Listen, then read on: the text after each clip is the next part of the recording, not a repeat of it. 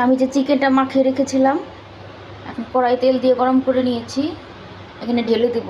তো আমি আবার টমেটো সসটা দিতে ভুলে গিয়েছিলাম। আমি টমেটো সসটা দিয়ে আবার মেখে নিয়েছি, দিয়ে দিচ্ছি।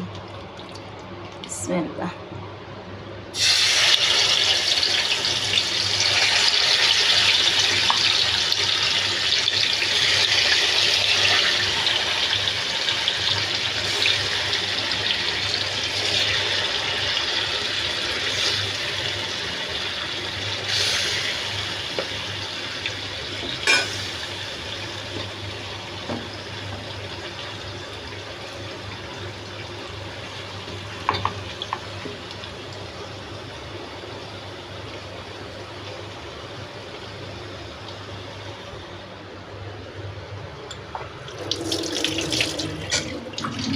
তো জালটা এরকম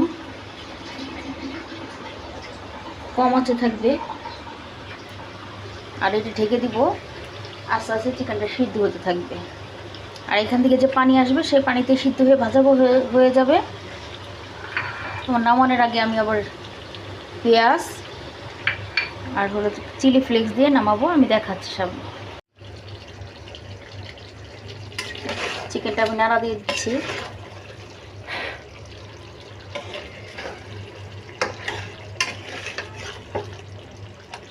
হচ্ছে সুন্দর একটা ফ্লেভার বের হয়েছে, আলহামদুলিল্লাহ।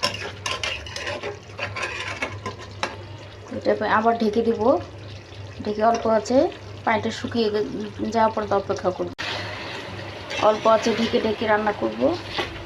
তো এখন যেটা দিতে হবে এটা স্কিপ করা যাবে না, এটা হলো এই রেসিপির গোপন রহস্য। এই অবস্থায় এই সময় এই যে জয়ত্রী আর কিছু গোলমরিচ দিয়ে দিতে হবে।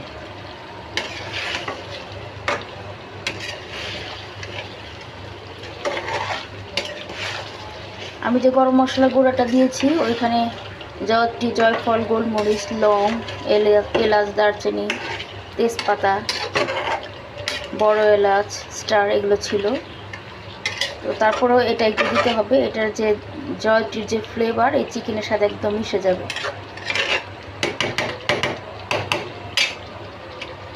আমি এখন ঢেকে দিব। ঝোলটা মাখামাখা হয়ে গেছে চিকেনের সাথে। তো এই পর্যায়ে আমি কেটে রাখা পেঁয়াজ দিয়ে দিব,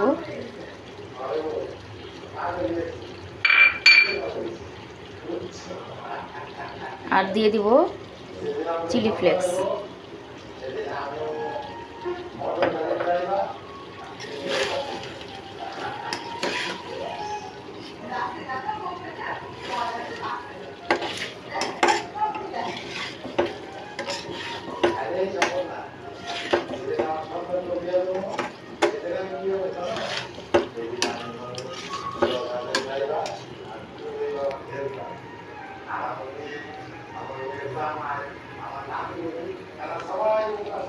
তো এরকম কয়েক মিনিট, 4-5 মিনিট রাখার পরে তারপর আমি নামিয়ে নিই। আমার চিকেন রেডি হয়ে গেছে, আলহামদুলিল্লাহ। অনেক সুন্দর গন্ধ বের হয়েছে, আর আপনি দেখেই তো বুঝতে পারছেন এটা টেস্ট কেমন হতে পারে। তারা অবশ্যই বাসায় ট্রাই করবেন। আল্লাহ হাফেজ।